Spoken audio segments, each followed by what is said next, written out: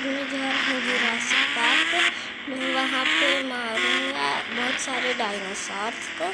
तो फिर मैं चलता हूँ जल्दी, और मैं चलता हूँ वहाँ पे। मैं पहुँचने वाला हूँ।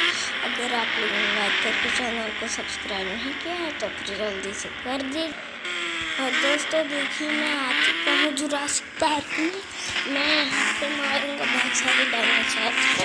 तो फिर चलो मैं डायनासोर्स को ढूंढता हूँ और मैं उन्हें मार दूँगा।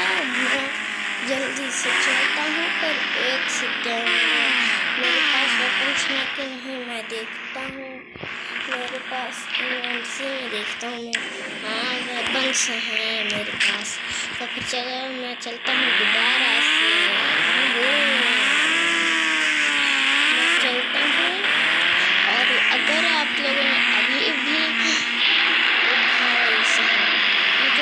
डायनासोर आ गया भाई, भागो भागो वरना खा जाएगा कच्चा चबा के। अब इसे मारने का आइडिया पता है तो फिर नेक्स्ट पार्ट में बताइएगा, आप लोग कमेंट करिएगा। अभी मैं नेक्स्ट पार्ट में वो कमेंट करूँगा।